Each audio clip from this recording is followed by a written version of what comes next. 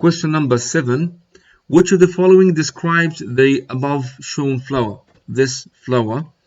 Is it perfect complete flower, perfect incomplete flower, imperfect incomplete flower, imperfect complete flower? If you are looking here, everything is present, so it is perfect complete.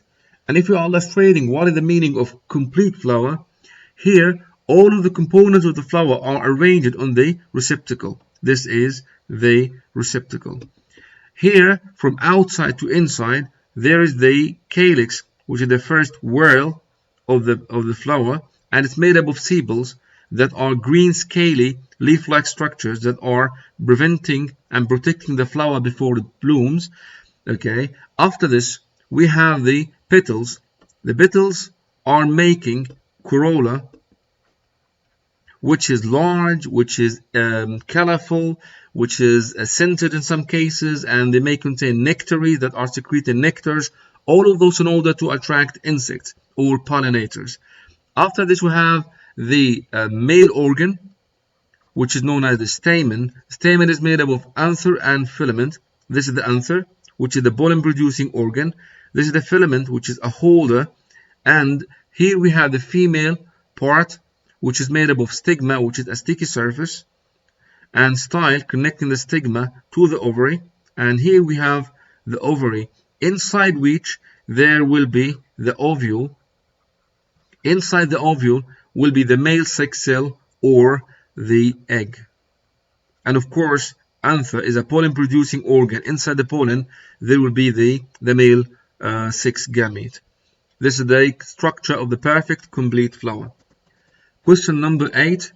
The condition which raises the fluidity of the phospholipid bilayer is decrease in temperature, increase in the number of proteins, increasing cholesterol molecules, increasing amino acid. It's a little bit tricky question and it's not well phrased, but for this level of information that you will be questioned, you have to know that it is increasing cholesterol molecule. It's not clear that much and a little bit vague, but the complete illustration is not at your level. But for example, I would like to say that this is the phospholipid bilayer, this is the phosphate group, this is the phosphate group, and this is the bilipid. If I draw it here bigger, it will be like this. Okay, this will be the phosphate group, and those are the lipid tails. And those are the phosphate or head. Okay, and we have phospholipid bilayer that are making the cell surface membrane, and there is the cholesterol molecules that are spanning the phospholipid bilayer. They are influencing, they are regulating the fluidity of the phospholipid bilayer or the cellular membrane. But in order to be very accurate, they are doing this in different variants of even temperature. They are influencing, they are regulating, they are moderating, okay, the fluidity of the phospholipid bilayer. Question number 9. The following diagram represents a pedigree for two parents and their offspring to show the inheritance of Huntington's disease. From the diagram, we can conclude that 1. The father is normal. 2. One of the offsprings is normal. All the offsprings are affected. One of the offsprings is affected. First of all, let's illustrate the pedigree. This is the pedigree, which is a diagram in order to trace a specific genetic trait. Okay, maybe disorder or whatever. So if you are looking here, you're going to find that the male is always represented by a square. The female is represented by a circle. Okay, so if it's empty, it means it doesn't have the character that we are tracing. Okay, do not have. Okay, don't have the character. Okay, if it's half shaded, if it's half shaded, it means that it is carrier male. It's a carrier male. Sure, this is a male. Okay, this is a carrier male. If it's fully shaded or dimmed, it means that it is affected male. Have the character. If this is the female, empty mean, okay, do not have the character. If it's dimmed or if it's half, it mean that it is carrier female. Okay, and if it's fully dimmed or it's fully shaded, it means that it is affected.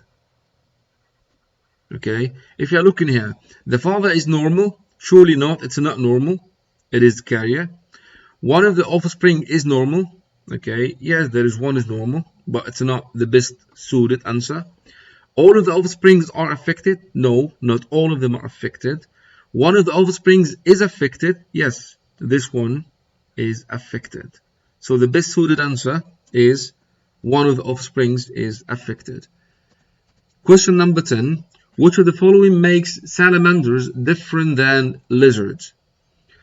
Number of limbs, moist salamander skin, fertilization in salamanders, resistance to change in temperature. What is the answer? Yes, the answer is moist salamander skin. Sure. Yes, this is wrong. It should be the moist salamander skin. Why? Because if you are looking here, yes, moist salamander skin. This is the correct answer. Because salamander is amphibian, and lizard is reptile. And the amphibians are characterized by having a smooth, moist skin. Smooth, moist skin. While the reptiles are being characterized by dry, scaly skin. Dry, scaly skin. Question number 11.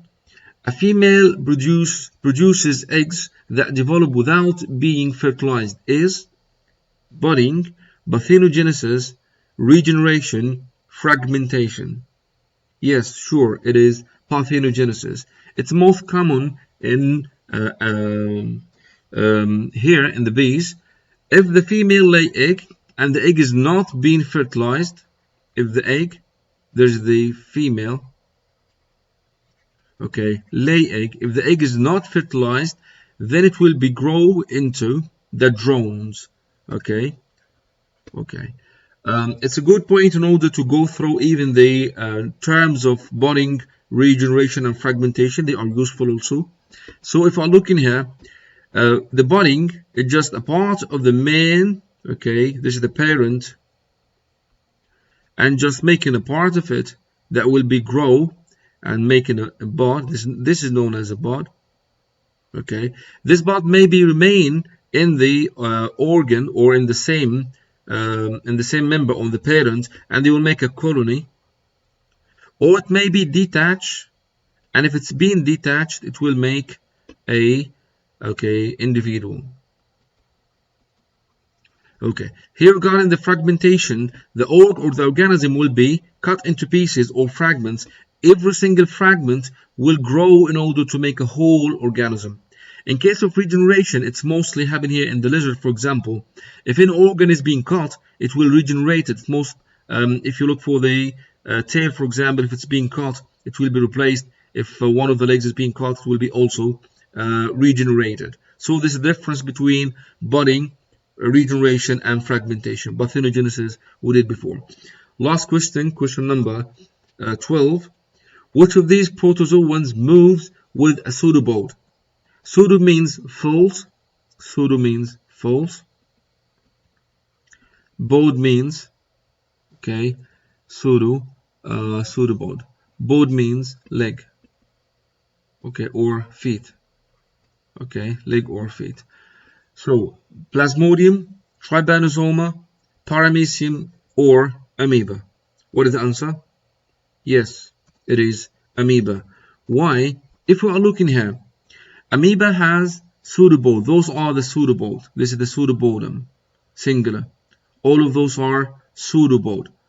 Okay, pseudopoda, those are the plural, by which they are moving, by which they are moving. If you are looking here for the plasmodium, plasmodium do not have pseudopod, do not have cilia, and even flagella, so it's moved by gliding. It's moved by gliding. Okay, if you are looking here for the trypanosoma has flagellum, by which they are moving. They are moving. If you are looking for the paramecium, paramecium is not drawn here, but paramecium is a member of Coelophora that has cilia. Cilia are microscopic hair-like structure. They are beating back and forth, and by which they are moving. So we are going through all of the members of the animal-like protist or the protozoa in order to give you a closer look of the way by which they are moving. I wish I explained all of the question in this exam, and see you soon.